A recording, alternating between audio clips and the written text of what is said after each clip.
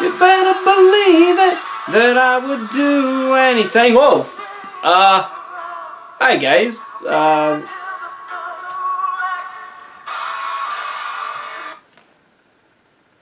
That was nothing. Yeah.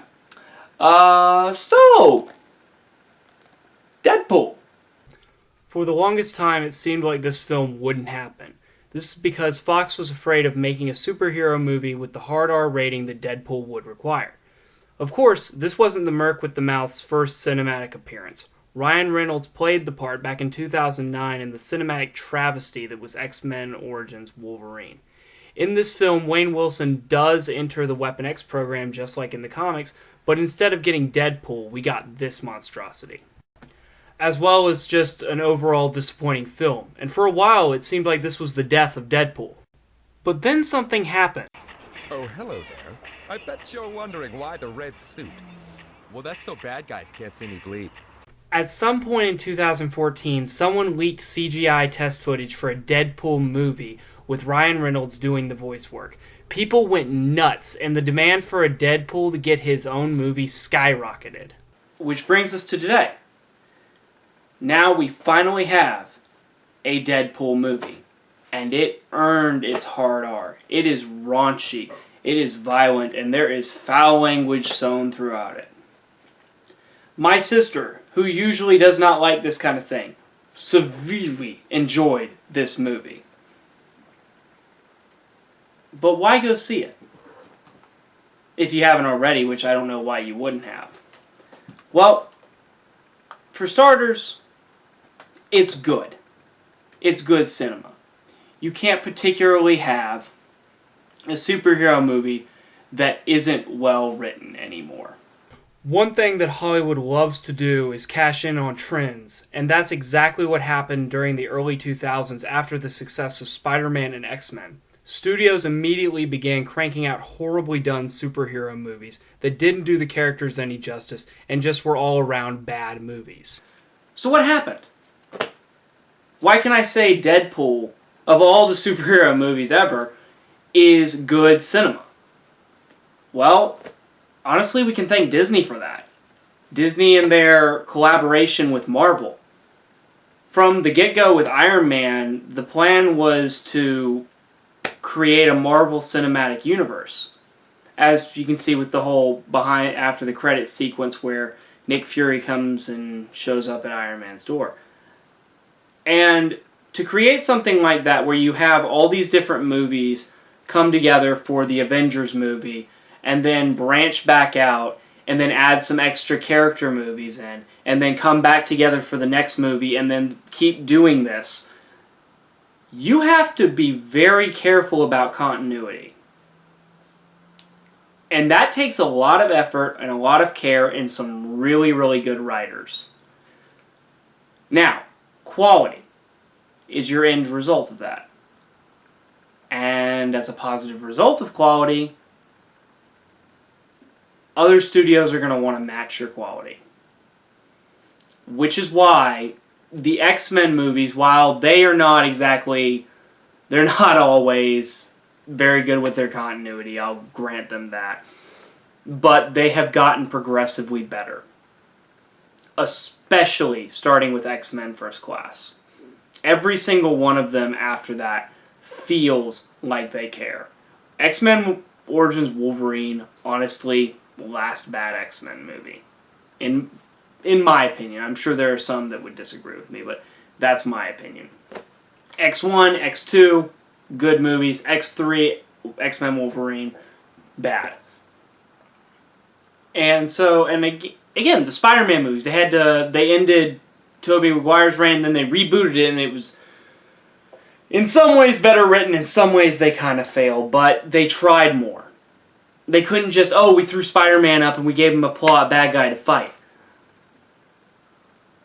That's why Deadpool is well written. Because of the culture it was born into. And when I say born into, I'm not saying Deadpool was born into. I'm talking about this movie came out at the height of this culture where superhero movies are cared about. And it shows. The comedy is very well written. Deadpool and a few of the other characters just bounce lines off each other, and and a lot of it is actually, it's funny because there's a decent amount of it that's improvised, and some of it actually had to get cut out of the film because it was just too raunchy. And I'm looking forward to a Blu-ray release where we might get to see that content as a bonus feature. So honestly, it comes down to Deadpool is awesome.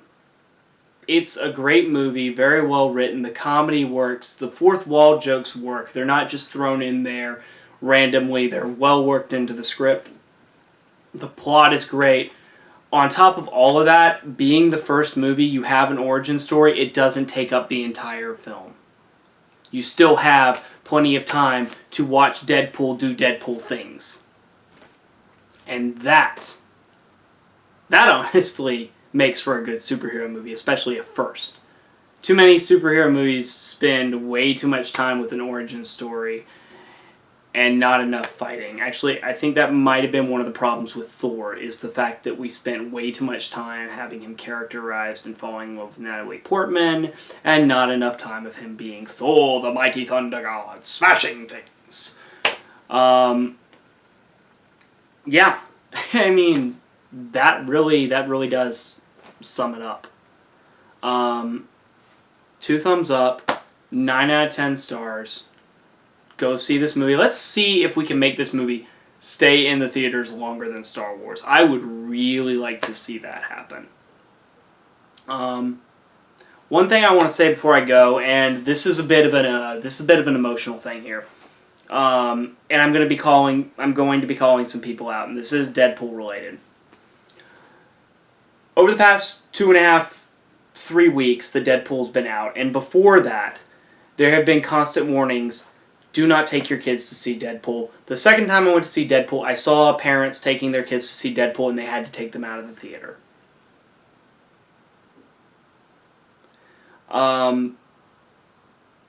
When I was a kid, I really wanted to see Spy Kids and Shrek when they came out. Now, seeing a PG movie wasn't a given. There were a lot of movies that I didn't get to go see because they were PG at the time. So, go and I click on the whole "don't take your kids to Deadpool" articles that people have written on various websites, and I see a lot of comments from parents yelling at the article people, telling them to not tell us how to raise our child, blah, blah, blah. And it's kind of funny to me. It's funny because, and to anybody who is who has kids and has taken issue with the fact that people have told them not to take their kids to see Deadpool or something like that, when we tell you not to take your kids to see Deadpool, we're not doing it for the welfare of your kids. This is about the parents that form committees and groups to have movies shut down and things like that. Because if you think that's just something that used to happen in the old days or whatever, that's something that still happens.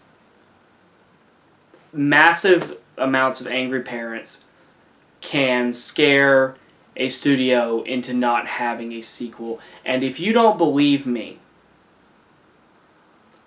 take a trip to mid-2000s. The Golden Compass has its showing. The Golden Compass was supposedly, I never got to see it, I've been told it was a pretty decent adaptation of the book. The first book in a series, and they were going to make a whole series out of this. The anger from parents about the fact that at the end of the book series, the children kill God, killed the movie. That is the power of angry parents, and we do not want angry parents killing a Deadpool 2. Because we adults who like Deadpool, who like to read Marvel comics, want to see another Deadpool movie. We also want to see some of the more mature Marvel characters brought to the screen and also given the same kind of justice that Deadpool is given. We live in a society where old movies that I grew up with, like Don Bluth classics such as American Tail and Land Before Time, are condemned because they are too sad for children. I saw an article a while back blaming the massive spike in depression over the past so many years on Artax's death in The Neverending Story. Please do not take your children to see Deadpool. And if you decide to take your children to see Deadpool, know that you have been warned. You've been told this is a bad idea. You've been told that this is a raunchy movie. And you have yourself to blame for taking your child to see Deadpool. Do not yell at the studios or the movie theater. Please. This is not a command so much as it is me begging that you don't do this. Because it's hard to make a very important point with a cat in your lap. I feel like an evil genius right now. Sorry. Yes, do see what happens if you complain to Fox. See what we will do to your entire family. Okay, I'm done having fun. All right. When kids are older, take them to see Deadpool. Again, like I said, it's a good movie. But so is Braveheart and The Patriot. And granted, those aren't as hard of an R as Deadpool.